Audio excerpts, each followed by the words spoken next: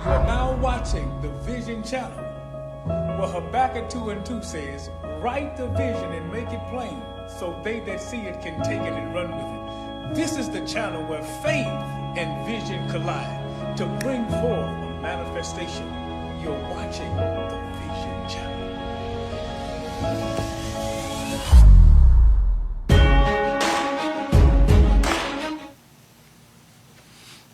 I would like to welcome you to our broadcast tonight on Covenant Keepers.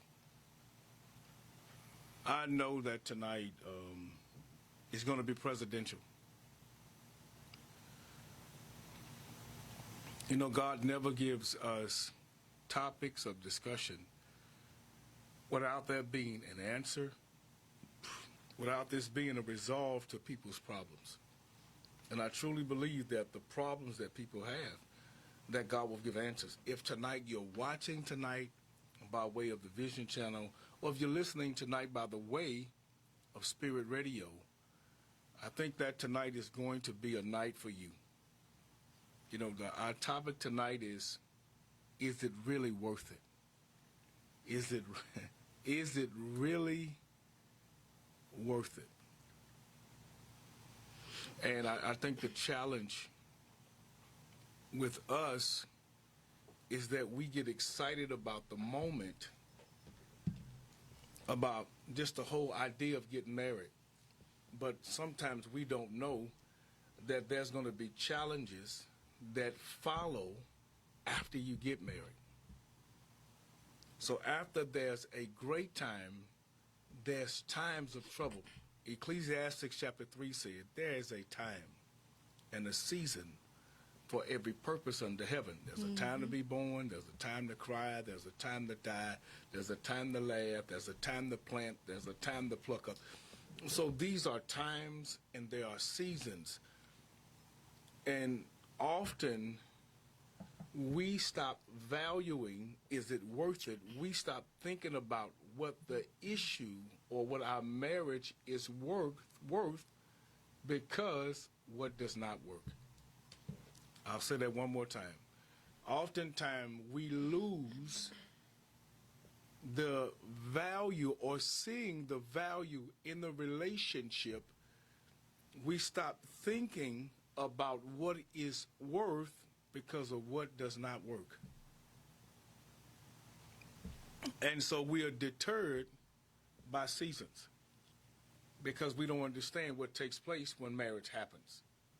And I think this has been the challenge, and this has been the struggle, is that you've come into a season that you don't like. You come into a season of hardship.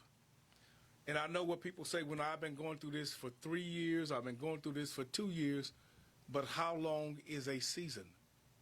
Now, we normally equate seasons to like the 4 seasons we have. But those 4 seasons equal up to 12 months. It equals 1 year. So we try to associate a season of our life and we try to predicate it towards time. We try to put our timetable and our stamp of approval on it to say what is good, what is bad based on the season. So we try to leave relationships based on the season that we're in. And this has become a challenge in the body of Christ because when we run into difficult seasons, we tell ourselves that this is not worth it. Now, you're going to have to stay with us tonight because we're going to talk about spirituality.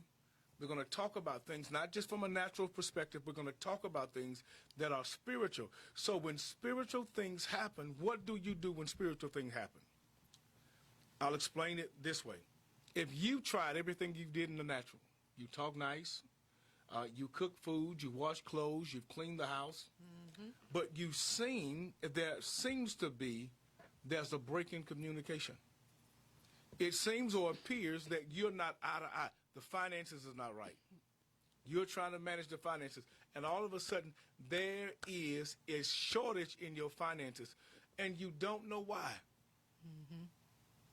So let me explain to you how some things work in spirituality. Because the first thing that comes to my mind for someone that's watching, is you and your spouse don't see eye to eye. Mm-hmm. So there's a break in communication. That's the first thing that I hear in my spirit, that this thing that's transpiring and taking place, that you and your spouse do not see eye to eye, and there is a break in the communication. There's a break in it, and you are not communicating properly. So he goes his way and you go your way, and you speak to each other, but there is no place of agreement in that relationship because there's a break in communication, because you have your mindset and that person have his mindset. So the house is divided. Let me tell you how war works. War works based on the house being divided. So if the enemy can come into your house and cause confusion, this is where you're going to have to be mature. Tonight is going to be a night, it's going to be rated M. That rated M is for mature. So tonight you're going to need to be mature. So if you're sensitive to the content that's getting ready to be shared, we're advising you that you have to be mature. It's rated M for mature tonight. Rated M for mature because you have to be mature if you're going to be married. I'll explain it this way. When an enemy comes into a house, please hear this. If an enemy comes into a house and division is there, in order for there to be division in that house, the enemy had to conquer both people. Because in order for there to be division, you both had to agree. So one of the terms that we normally use when it comes to marriage, can we agree to disagree? Mm-hmm. So disagreeing means spiritually the house has been divided. Mm-hmm. So you'll try to settle it with a disagreement. Can we agree to disagree? Mm-hmm. But you've agreed to disagree, not understanding that disagreement brought division, and now the house is in jeopardy. And one thing we have to learn with communication, you have to learn how to discuss without getting disgusted. and this is where you're going to have understanding, patience, love, and still honor the person and respect the person, even if the person is not respecting and honoring you. That's why I say tonight is a night of, you're going to have to be mature. When the enemy comes into a house, the Bible said he must first bind the strong man. That means if you are the head of your house, he comes to bind the person that should have the spiritual eye to be able to see what's coming in the house. Mm-hmm. Let me tell you what arguing, what fights, and what fusses do in a relationship and in a house. Okay. The Bible said, I want you to see this. The Bible said, wherever 2 or 3 are gathered in God's name, God is right there in the midst. I want you to hear this now. God is in the midst where 2 or 3 are gathered in his name. Now, we're not talking about some type of church setting, because even though your wife may have taken your last name, but marriage, the name that's on marriage is God's name. Because it's God that instituted the first marriage. Mm-hmm. So what happens with fights and fusses in a house, if me and my wife argue, so now, okay, why are we arguing in the first place? Why are we arguing? So what happens in a house, what people don't tell you in marriage counseling, that if you and your wife do not see the eye to eye, the first thing that happens in a disagreement is words fly. Mm-hmm. And what happens when words fly, doors open. And we haven't been taught when it comes to relationships and when it comes to marriage that doors will be open in your house. This is how the enemy come in. So you get angry because there's been a disagreement. According to Ephesians chapter 4, verse 26, it said, be angry, but sin not. Let not the sun go down on your wrath. So I'm allowing you to see what can take place and what transpire when you argue. Now, we're going to talk about our relationship, too. We're going to talk about our relationship. So you allowing the sun to set. You allowing that time period to lapse. And you and your spouse not come back to a place of meeting to where y'all can talk about this disagreement that y'all had. But both of y'all now are functioning from the place of anger. And when you operate out of anger, the spirits and doors open. Because when you get to verse 27 in Ephesians chapter 4 and verse 14, it said, give not a place to the devil. So anger gives a place to the devil, and that door is open, and God can't be in the same house that's no longer ruled by him, because it's no longer his house. You've given that house over, and the house that is divided, eventually it will not stand. So the people that open the door will constantly be in a battle and in a debate, because each one of us want our own way. You know why divorce happens? Mm-hmm. Divorce only happens because of selfishness, because people desire to keep their own way, to do their own way, to function their own way. So divorce happens because of self-centeredness or self-righteousness and selfishness. This is why divorce normally takes place in a relationship. Because people cannot get past their pain, because they can't get to the other person. So instead of them going to God, they leave the relationship.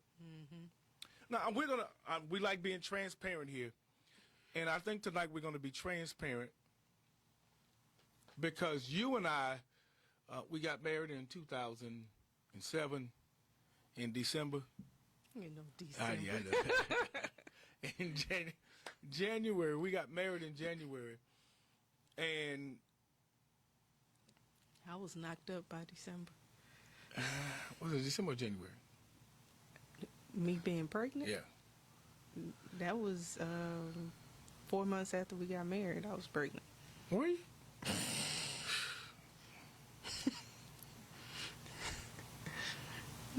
We got married in 2007. And little did we know what our marriage was worth.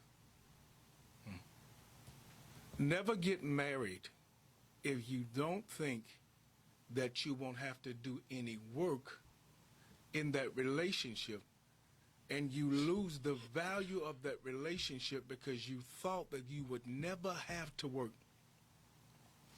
And this thing keep coming back over and over in my ears, that some people that are listening to me, you and your spouse continue to argue. Y'all argue a whole bunch. Y'all can't seem to stay on the same page. Y'all argue a whole lot. He don't understand you. You don't understand. You didn't view your way. He didn't view it his way. Both of you are trying to express your point, but neither one of y'all are getting the point. What makes a marriage significant? My first question to you is, what do you think that makes marriage significant? What makes marriage significant in my eyes is the point that the man and the woman are able to be one. Mm-hmm. And in being one, they're one on every level, naturally as well as spiritually. And to make it grow is to continue to be at one. Now, you may not see eye to eye on everything, but the whole point is to have that healthy medium, and knowing, okay, you may not like purple and I like blue, but it's okay. You know, we can go with purple sometimes, or we can go with blue sometimes. I'm just using colors because that's a safe area to be. So yes, I'm a conform my ways to yours, so you'll be pleased, and that is reciprocated. You know, like bowling. I love bowling. I can't bowl, but I love to go bowling. You may not like bowling. I'm using that as an example, but we will go bowling sometimes. You are into basketball. No, I cannot play basketball. However, I would go, play basketball with you and make myself look like a Wallen Morris, trying to play because I can't dribble. But that is the point. There's a healthy medium in everything, and doing that you share that love for one another and you understand each other's differences. And I think that's the whole point of marriage, is being able to love someone outside of yourself and that person loving you outside of themselves, and not being selfish.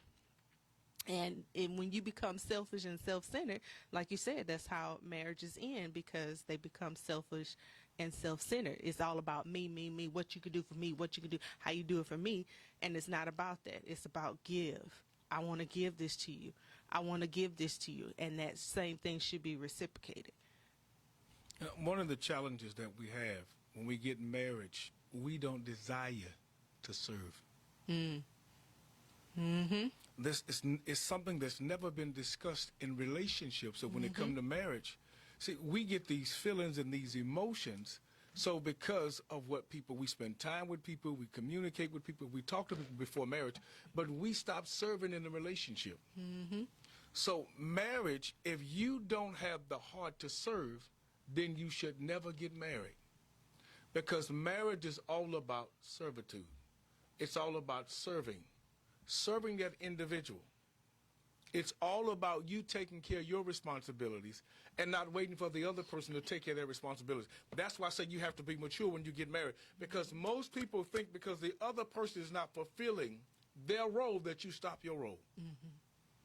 And that's a sign that they're not maturing. It's a sign that they're immature. So some people have married boys with the potential that look like men. And I think that has been the challenge in some relationships, that some relationships, they look like men until they get married, and then you find out they're boys. And some people marry girls that have the body of women. And so they go for the body, but didn't realize they weren't paying attention to what was coming out of the mind. And so this is the struggle that we have. So now once we become one, because we were thinking about the person's potential, not the person in reality. So the reality hurts when we find out that the reality hurt because you married on potential, not reality. Absolutely. And so that brought you a difference, that brought confusion, that brought strife, because you were thinking about future, but you were missing what you were seeing now. And God is trying to get you back to the point and back to the place that you may have married the spouse, but you married me. And sometimes in the entire process that we forget God because we made the person God. So we didn't got out of the ordinance of God. We don't want to talk to God, and we don't want to communicate to God because we've made that person God. And this is what you have to be careful with. That even if the person don't desire to talk to you, you can talk to the person that can talk to the person. Okay. I'll say that again. Even if that person don't desire to communicate with you, which is the person, you can talk to the person that created that person. As the older generation, you say, get them on the main line. And tell them what you want. And I think this is the issue that we have. And sometimes we get so frustrated in the season where God have us to be patient. In James chapter 1, the Bible said, count it all joy when you fall into diverse temptations. When? Because there's going to be a time that you're going to find. You're going to fall. In some type of tribulation. In some type of adversity. In some type of battle. And oftentimes when we go through spiritual battles, we're unaware of the battles that we go through. So let me explain this to you tonight about marriages. If your marriages are attacked, then the enemy sees the worth in it when you don't. A marriage would never be attacked spiritually. The enemy would never attack a marriage if he didn't find it being worth something. If he didn't find it being valuable. And oftentimes we don't see the value based on what doesn't work. So we stop working, not knowing that if you keep working, then everything is going to work out for your good. At some point, you're going to have some tribulation. At some point, you're going to have a trial. And that's showing you what the marriage is worth, because you will never know what the marriage is worth until a problem arises. Absolutely. When that problem show up, for as long as you're eating candy, cookies, and popcorn, long as he's placing roses in the bedroom and roses in your bathwater, as long as he's doing the roses, and long as you're doing the cooking, long as you're doing the cleaning, as long as y'all are being intimate, as long as y'all are communicating properly, then you don't see a problem. You don't know the strength of that relationship because you're lovey-dovey. But when the issue comes when that love persists.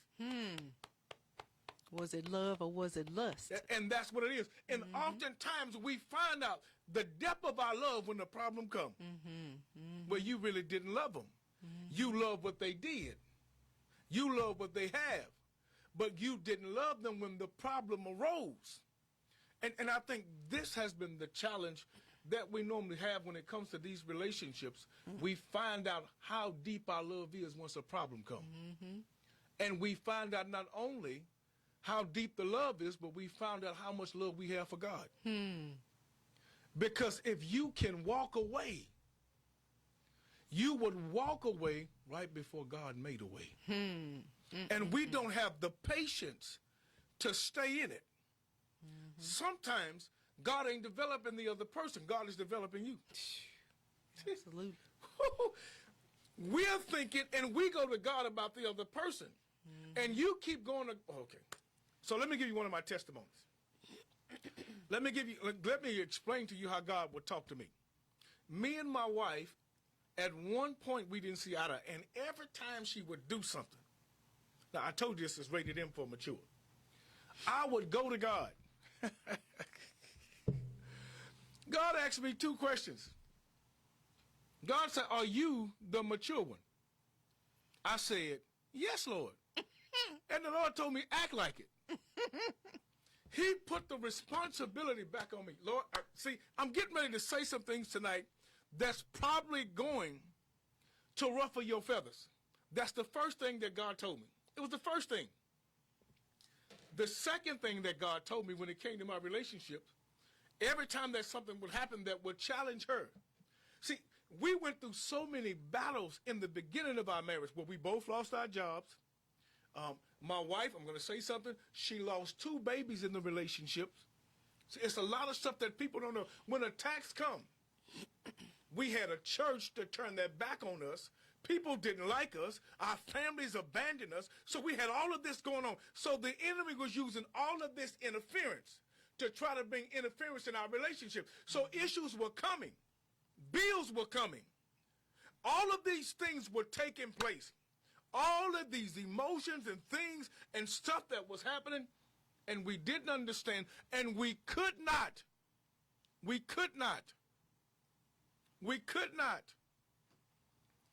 understand the spiritual dynamics that was behind it. We didn't know how significant the marriage was. We didn't know at that time.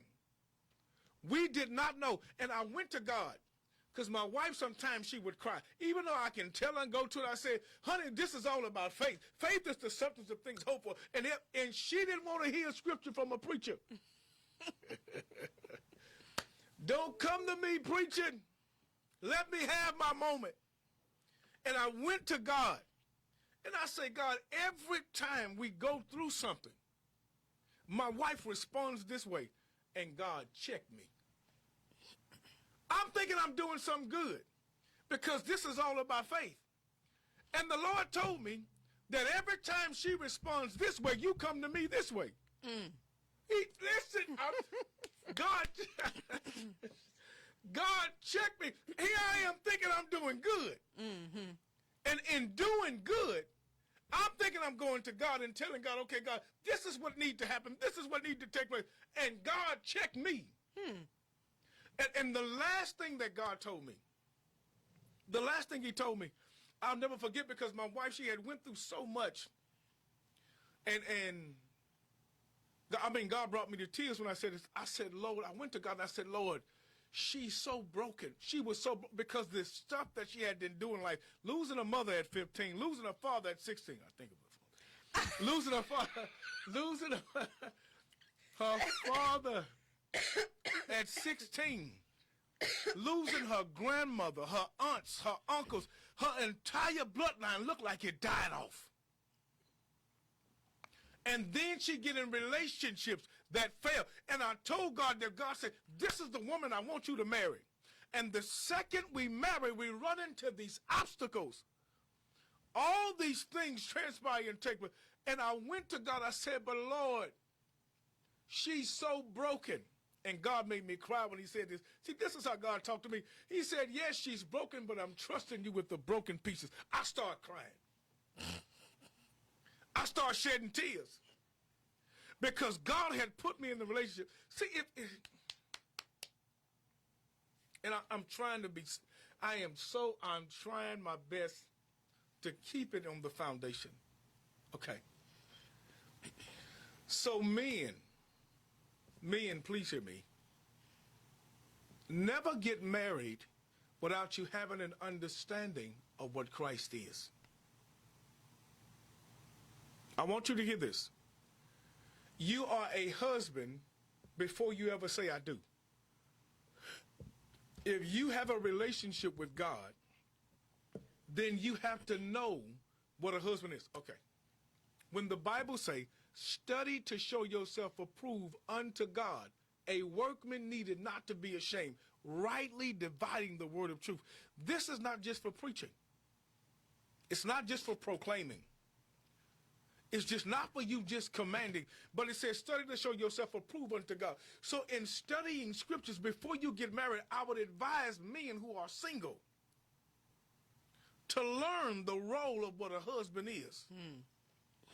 So when you learn this role before you ever get married, see, these are one of the credentials and qualifications that you have to have in order to be a husband, that you have to study to show yourself approved unto God. You need to learn every role of a husband, every functionality, how a husband is supposed to talk, how a husband is supposed to act, how a husband is supposed to touch, how a husband is supposed to provide. You need to learn that role, and you're studying before God. It says study to show yourself approved unto. So when you finish studying what the role of a husband is, then God gives that stamp of approval to say, now you're approved to get married, and I'll show you where your wife is. You'll know where to find her because you now fulfill the role of a husband. You must learn how to fulfill that role. So, and I'm advising men tonight that think love is superficial. That think love is all about sex. And looks. Yeah, and look, so that think love is about that, and it's not about that. That's not love. It is a warped perception of what love is. So, okay. See, what we call love making ain't love making. What God calls love making is intimacy. So you can't touch God. You can get in touch with God. This is what love is. The Bible says God is love. So when you have this encounter with God, then you become God. So I'm going to say something that's real strong, and I want you to hear it. The Bible said in Galatians, I think it's in chapter 5, where it said, husbands, but you have to be a husband first. Husbands, love your wife as Christ loved the church and gave himself for it. So my first thing, please hear this. So Christ came for salvation. Christ came to save. Christ came not only to save, but Christ came to suffer. So if you're considering yourself a husband, then God is considering you just like Christ. That means if he's considering you to be like Christ, then God has used you as the bridge that can get your wife to the place where she's supposed to be. See, this is the dynamics that sometimes that we miss, that when it comes to the relationship, that we haven't learned this in marriage counseling. Because people don't know this dimension of when it comes to marriage. So when you sit down before your marriage counselor, because some people need to be recounseled. Some people need stuff and information to be readdressed to them. It doesn't matter if you were married for 20 years. It doesn't matter the tenure. You need some more understanding based on situations and problems that's in your life. So you need to sit down. And the husband themselves, God has called us to be tillers. Mm-hmm. You know what that means? Mm-hmm. That if there's anything in you, anything, any hurt, any pain, any confusion, any doubt, any fear, if there's anything in you, I'm the tiller. Because if hurt, pain, fear, or doubt is there, that's a root. Mm-hmm. Hear what I'm getting ready to say. Because that thing is a weed. Mm-hmm. If fear is there, doubt is there, argument, anger is there, these are weeds that can choke out your wheat. So it's our responsibilities as tillers. The word husband means tiller. Mm-hmm. It means tiller. So as a husband, my main responsibility that God gave Adam from the beginning, for him to be a tiller. So whatever's in that land, I should know how to pull up that weed. Mm-hmm. I should know how to take away anger. Watch this. And I'll give you a way to take away anger. In Proverbs chapter 15, verse 1, this is what you need to learn how to do if you're a husband. It said a soft answer, turn away wrath, but grievous words stir up anger. So how I respond to you, if I respond soft, if I respond with the love of Christ, that doggone weed, I can pull it up because I'm a tiller. I'm a tiller of that land. And not only am I a tiller, because a tiller learned how to talk. Adam knew how to talk, and even though he was a tiller, he said, this is bone of my bone and flesh of my flesh. Okay, she shall be called woman. You have to get past bone of your bone and flesh of your flesh. Bone in your bone. Yeah. You have to get past the bone in your bone, and because it's flesh. This is Spirit Radio, so we're going to be real. I told you tonight is rated M, it's mature. You have to get past that. Please hear this. Because what if you don't get that as a husband? Will you stop performing your duties as a husband? Will you walk around frustrated? Will you walk around hating? Watch this. And if you're not careful, what you don't get, the enemy will bring as an offering.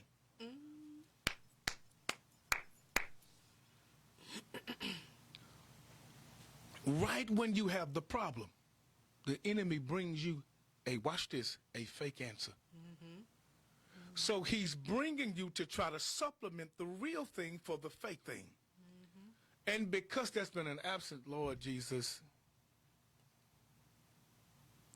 some people are struggling, I'm going to use the word, with sex. Now, I said this on one of my earlier broadcasts because I truly want us to understand. Please, y'all. And I'm trying to get you to understand what I'm saying. But I told you tonight you're going to have to be mature. And I know this is going to be deep. It's going to be deep in some stuff that I'm getting ready to say. Why? Tell me, how does a person lose their desire to be intimate with the person that they married? How? I'm going to let my wife give her definition, and then I'm going to come back and give you what God showed me and told me. You go right ahead. One of the reasons, I don't know, this may be the main reason why people are losing their desire for their spouse, and it's because they feel, I've been with this person, there's something else. And they allow their eyes to see candy, and then it's like, oh, I can do this and be with my wife, and she ain't got to know. Or I can do this and be with my husband, and he doesn't have to know. And I was crazy that we're talking about this. I was discussing this same situation with a friend today, and how the devil would try to bring this, person either from the past or this new person that's, looking like candy. Mm-hmm. And, in your mind, it's like, oh, that's nice looking. Or I remember when that individual or whatever, and then the devil will bring it to you. And, maybe y'all cross paths. And in this situation, that person crossed paths with the person. and they were like, oh no, I'm not, I have been in my marriage and I'm gonna stay in my marriage, and I ain't gonna look that person way. And then sometimes the devil will try to bring them like, oh, I see you, and then they want to come and talk to you. Hey, what you been up to? And it's up to you to be the stronger person and be confirmed, be firm with it and say, yeah, how are you? I'm doing great. Don't be rude, but then be firm. I'm doing great. Yes, I'm married for 20 years or whatever it is. And like, okay, thank you. Have a great day. And walk off. And some people don't have that strength because there's an issue at home, so they feel like, well, it's at home, this is my reason for going outside, and I could throw it back in their face. If it's the woman or the man, I can throw it back in his face saying that when you treated me this way, so I went and got this person. But it's a moment in time, and in that moment in time, anything can happen. Disease, pregnancy, loss of some type of thing, that happens. And then too, not just the issues of a disease or could be somebody crazy and they harassing you and coming following you to your house, like the movie we watched, and everywhere you went, that individual was there. But it's not that. All of that is peanuts. You got to face your Father. Just say you close your eyes as you in the moment, and your eyes don't never wake up. You wake up on the other side of glory. You'll meet him for a second, but your home will be a fiery furnace. So is it worth you losing your soul to go outside of your marriage? It's not worth it. I'm not afraid of what my husband would do. I'm afraid of what my Lord and Savior, my God, would do to me. Forget my husband. It's God. And how can you actually go outside of the marriage, and then going outside knowing that you call yourself a man of God, knowing that you call yourself a woman of God, and then you go outside of the marriage, and then going outside the marriage, you close your eyes. And that's how I look at it. Even if, I'm not looking outside of my marriage, but if the thought ever crosses my mind, I go back and tell myself, well, you're going to burn in hell. You're going to burn in hell. And then guess what? Oh, boom. That bring you like that mallet on top of the head when you're in the cartoons. That bring you back to reality. It's like, no, it's not worth it. I don't care what my husband may take me through. I don't care what my wife may take you through. You have to come to the realization and allow that mallet to hit you upside the head. You can die and go to hell. Forget everything else. AIDS, yes, AIDS is out there. That's a slow death. That's slow death. But what if you leave in the situation that you was going through, and then you have a wreck, and then guess what? You dead. That's forever. Forever, ever. You ain't coming back from that. And 1 hour for eternity. Yeah. You know what I'm saying? So that's how people of God and people of the world should look at it. Because now, this is no slight at all, but the people of the world can do the same thing. If they can go out and they sleeping with Tom, Dick, and Harry, Sheila, Bila, and Tequila. And guess what? You're going to burn in hell too. You might have already made that place your home. But if that was to happen within your marriage and you die in the moment, you have confirmed your place. Hell. Hell is forever. You think it's hot right now in Houston? Try hell. Try it. You use that word 4 times. Yet and still, I digress. But that's what you have to look at. Don't just look at the disease part. Don't just look at I may get pregnant, or my husband, my wife is going to catch me. Your Father has caught you. And in your Father catching you, guess what? That's a price that you have to pay. And that's something that we all should look at. It's like, that's a price that I'm not willing to pay. I don't care who you are. You can be Morris Chestnut. I have a love for the chestnut. Or Michael B. Jordan. He's short, but he's still cute. But however, I'm not going to lust after Michael B. Jordan and lust after Denzel Washington, lust after Morris Chestnut and get myself caught up. Yes, They look nice, but I ain't trying to lust. I ain't gonna think about, ooh, what if he walked by? If he walked by, guess what? I'm gonna shake his hand and be like, oh, great, and keep on going. I'm not gonna slip my number to him and say, meet me in the crossroads. No. Yeah, you got a crossroad. Yeah, you definitely got a crossroad. And your crossroad is a burning fire. So, but that's what I want to say on that. You know, and this is, I mean, she explained it real great from the natural perspective. But in this segment, we're not just going to give you the natural, we're going to give you the spiritual side as well, because eyes become your appetite. Mm-hmm. And I think that's the challenge with eyes becoming appetite. Mm-hmm. You know, Jesus said, if a man so happened to look lustfully upon a woman, Mm-hmm. he's already committed the The adultery. sin, right? The adultery has been committed just by a look, because you looked lustfully. Mm-hmm. You thought it was an innocent look, and you imagine you doing something to that individual. And God said, you've already committed the act in your mind. Mm-hmm. And committing the act in your mind is where he saw it, where it was established.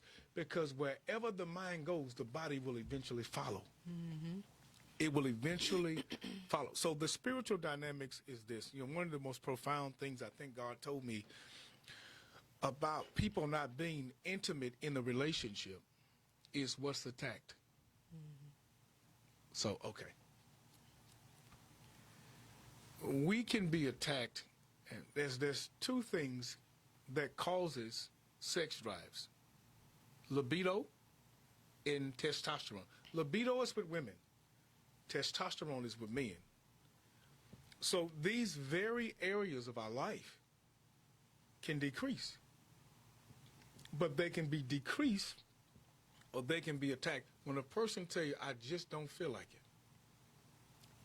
To actually correct you, libido is for both. It's estrogen and testosterone. Well, estrogen. Yes.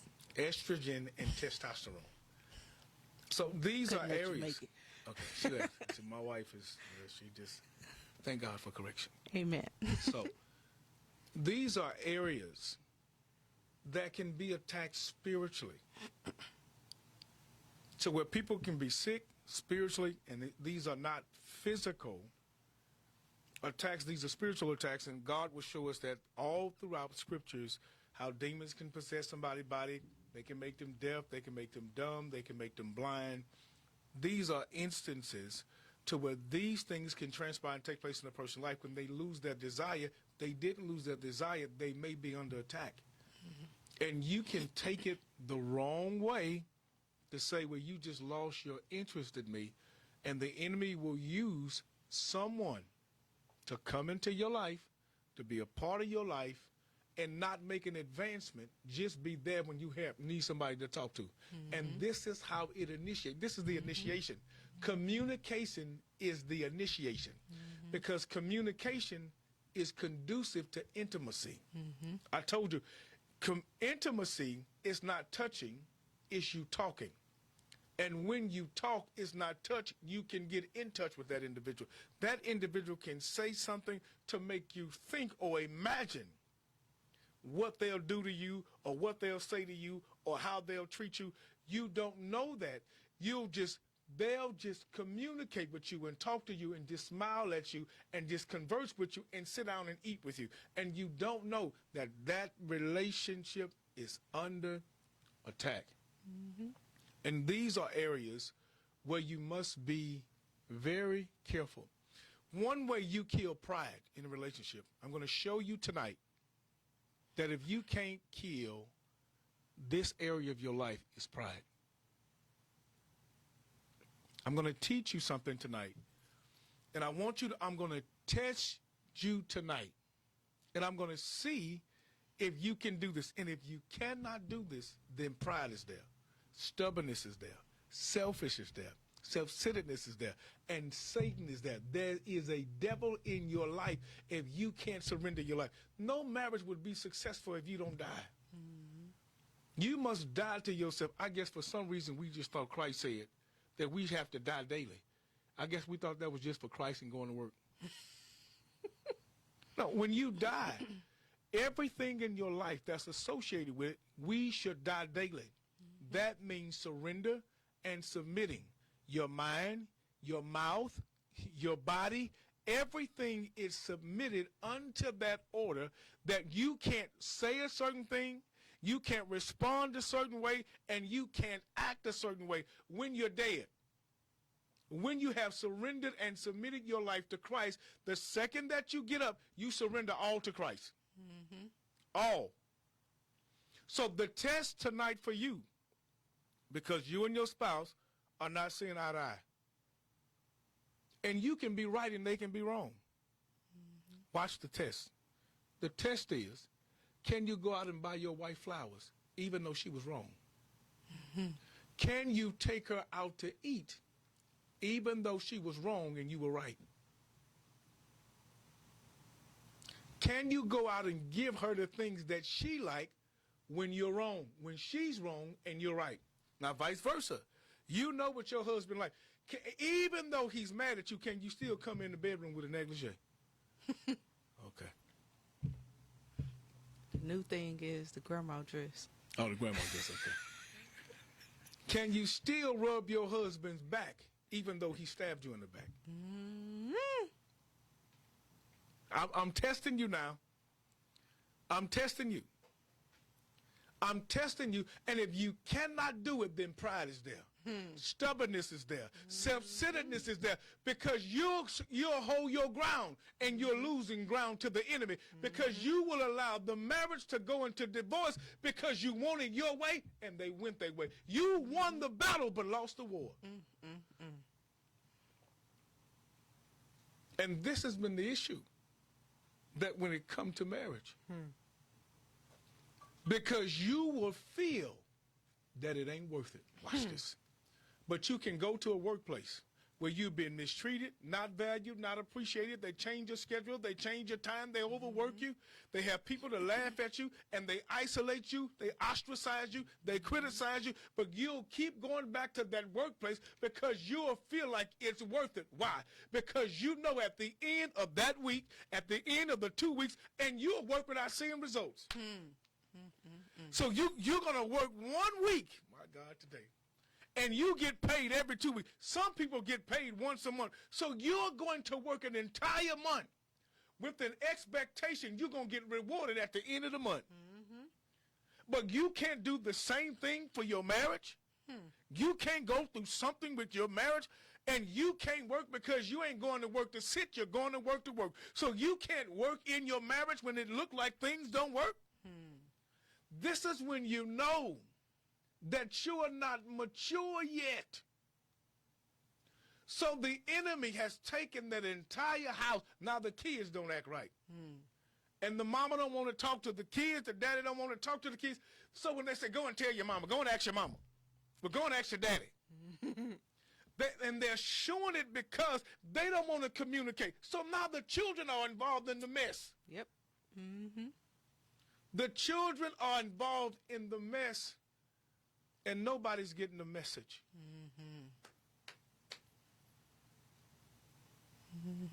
And this is why people walk away and say, it's not worth it. But here's the thing. When you married him, it was worth it. Absolutely. See, we didn't understand when we got married what we'd have to go through. And that was new to me. I knew what we would become, but I didn't know what the worth that we had to God and the enemy. I didn't know the worth. I didn't know that we would be sitting here today, 17 years later, when people said it wouldn't last 6 months. It wouldn't last 6 months.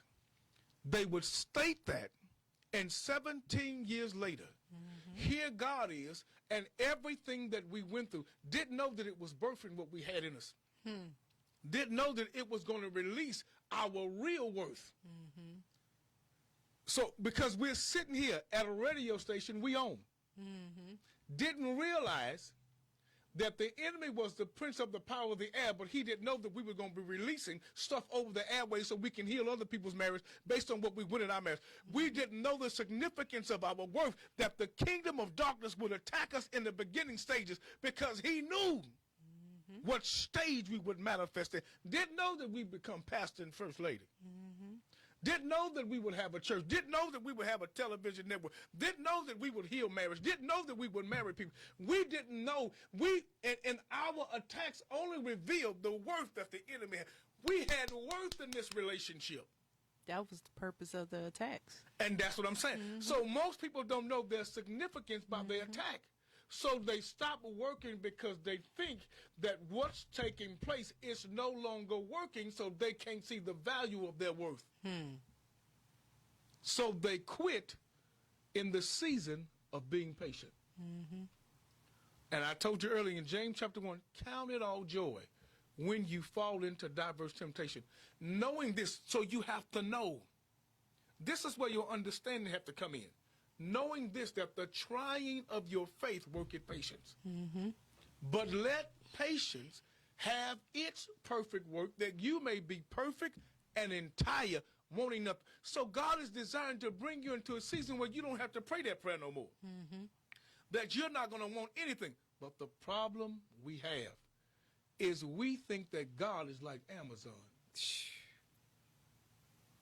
We think that we can have a couple of clicks and all of a sudden it show up at our door. So we're treating God because we want things to be delivered to us. And we don't want to wait for nothing. So we got everything in our life at the click of a button. Don't worry, I can hit YouTube, I can hit Facebook, I can change my channel with my phone. So we got all of this technology, and we expect God to do things like we're accustomed to. We're expecting God to do everything quick. But if he does it quick, then you won't be developed. You'll never be developed if he does something quick.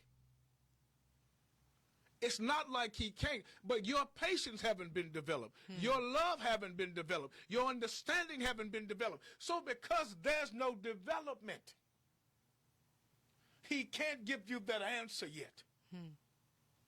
You're still saying like Adam, it was that woman you gave me. And God said, if you say it was that woman I gave you, this is why I'm not separating her from you. I'm giving that woman back to you. There is no divorce. Hear me, y'all. What came out of him was given back to him. And that's it. And oftentimes in these relationships, we leave the winter season knowing that spring is coming. Knowing that summer is coming. We leave in winter and didn't understand that y'all were trees. The only thing that survives the winter are trees. Or they leave in the summertime when everything is burning hot, not knowing that fall is coming, when you have cooler weather, and everything that was burning up will fall off because it's going to come back in the spring. It's like, why?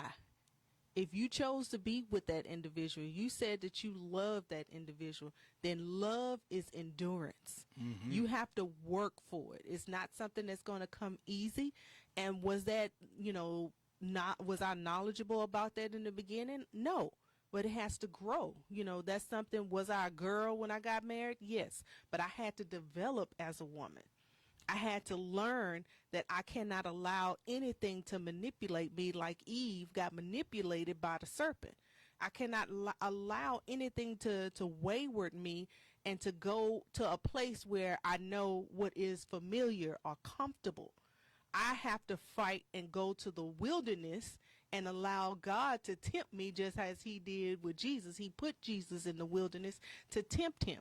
Now, are you going to go to the point where you like, yeah, I'm going to fall back and go back to being wayward?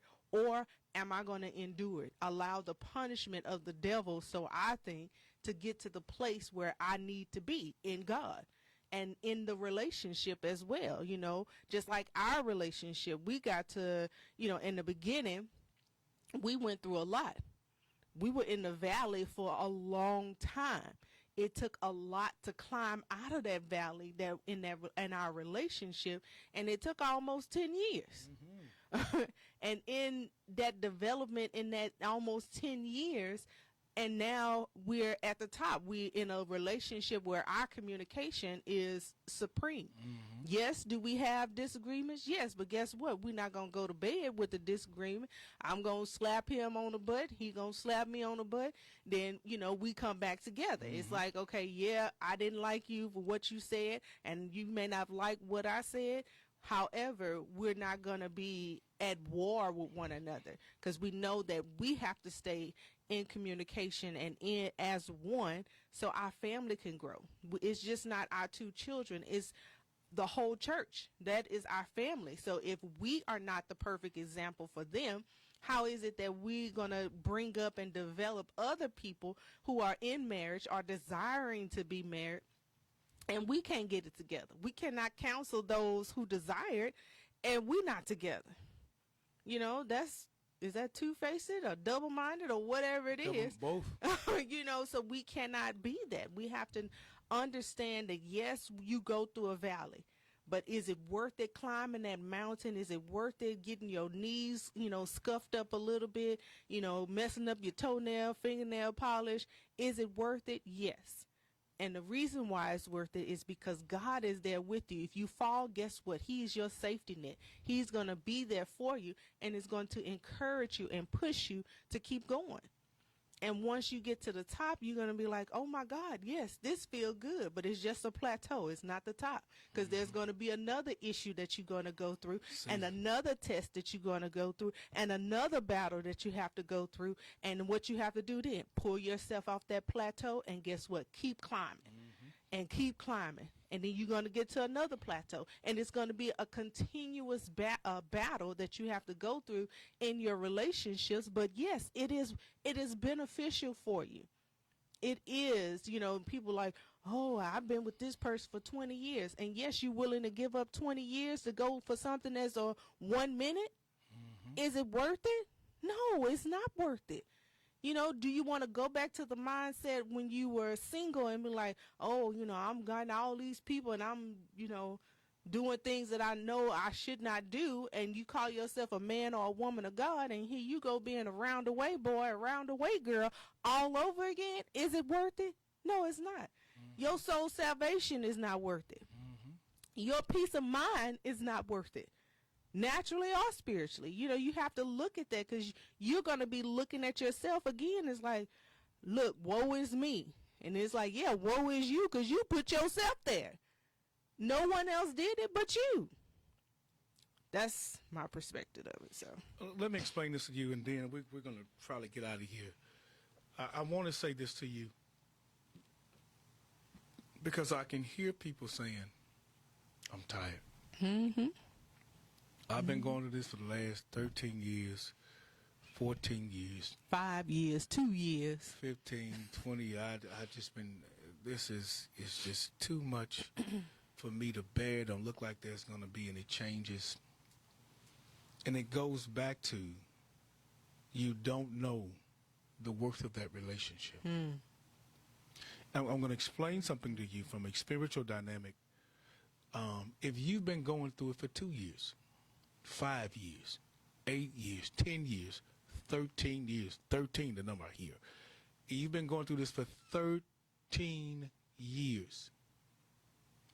I want you to see something. You don't know how significant that relationship is, because the enemy haven't given up for 13 years.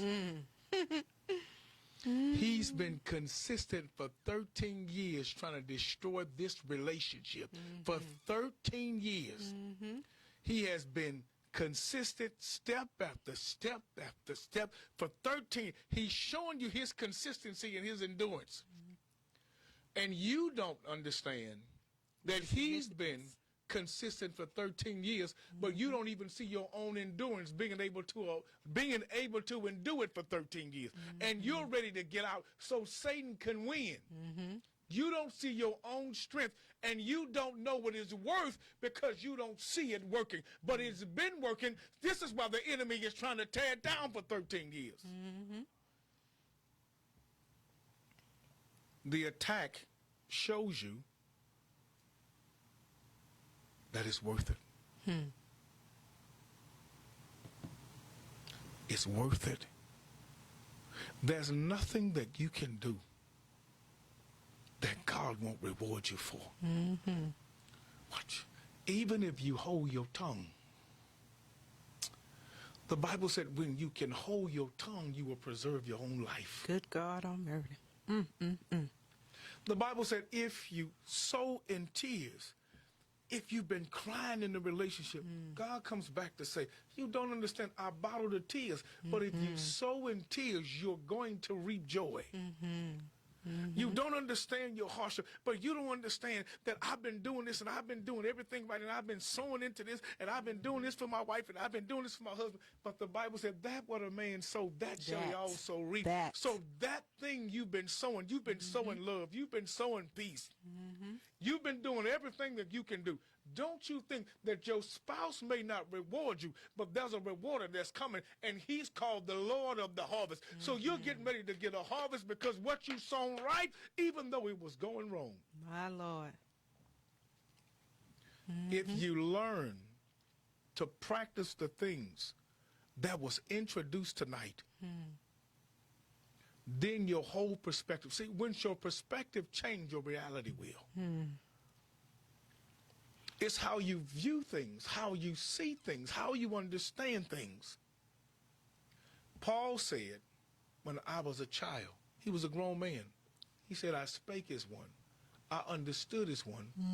I thought as one. He said, but when I became a man, I put all that childish things away. What were the childish things? Speaking, thinking, responding, understanding. These were the childish things. Once he understood that when I became a man, so it's not just your age that validates you as a man. You can't just use your biology or what we use in biology to say that we're men because we were born with testicles and all of that. Testosterone. Testicles too, so. We can't use that as an example because you can't use biology when it comes to God. You cannot use that. And any interference that you have with parents shows that you're not mature. The first sign of maturity for men, that a man leaves his mother and father and cleave to his wife. It's the first sign of maturity. It's the first sign that you're not disowning them. You're not disowning your parents, but now you can become a parent. This is what this is about. If your family is involved in your life, then you would never have the life that God intended, because your family could be your demise. While they are still in their marriage, you'll be divorced.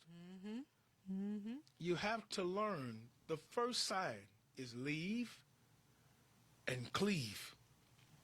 The word cleave means to stick hard to, stick close to. So when you get your wife, you have to stick hard, stay close, stay connected.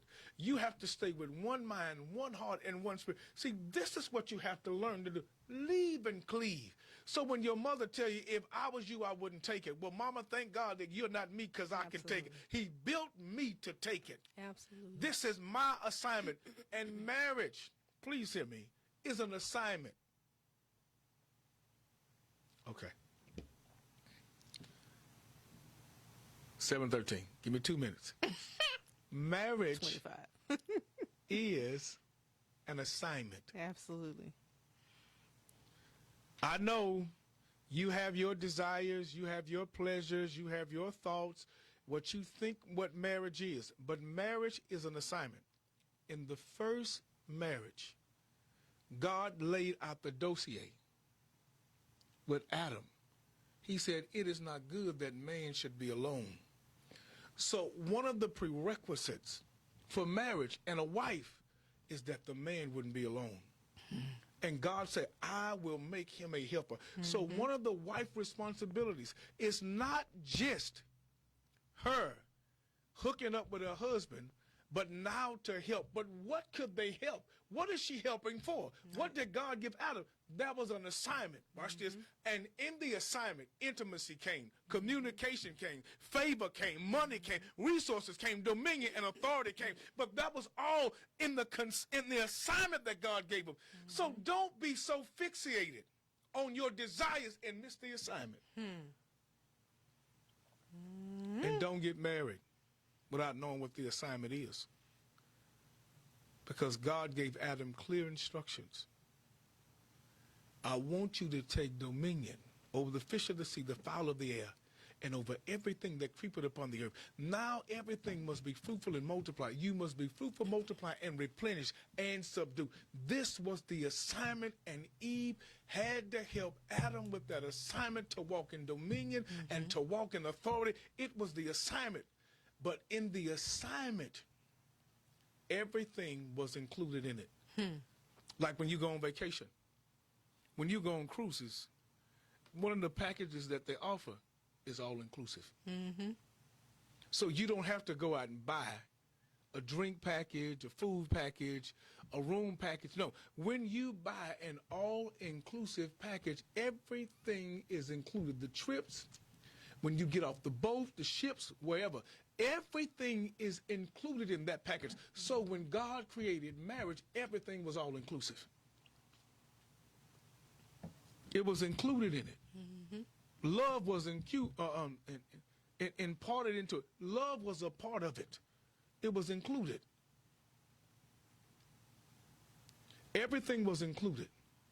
If you find you and your spouse are at odds, could it be that you don't know your assignment?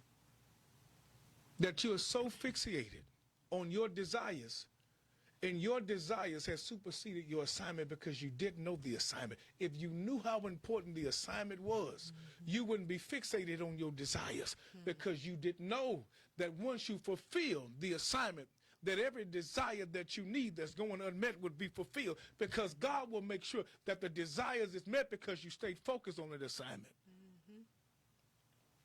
So listen, I'm 1 minute over. Thank Jesus. We pray that something was said tonight that would help and solidify your issues, your problems, and your marriage. Please, I'm going to say this last thing. You know, Adam never had a problem. Eve never had an issue. But the second they became unified, they didn't even know what the serpent was. They didn't even know that Satan was there. So anytime you get married, Satan stands and watches and slithers around and talk with a forked tongue because he knows and understands the significance behind the marriage. No person will ever get married and come into a covenant with God and won't see a serpent. He'll come. He'll come lying. He'll come deceiving. And people in marriage, just like Adam and Eve, you have to be careful to touch stuff that's unforbidden, that's forbidden. Because she went to a tree, but the fruit was forbidden to touch. You have to be careful in presenting things that are poison, that's not forbidden, but it look good to the eye. You have to be careful of touching things that are forbidden when God has offered you more fruit. Listen, we thank you for tuning in tonight on our broadcast on Spirit Radio and the Vision Channel, on our broadcast tonight called Covenant Keepers. I'll see you next week, me, Apostle Terrence Greer, and Lady Nikki Greer. on Covenant Keepers. You guys have a great and safe week.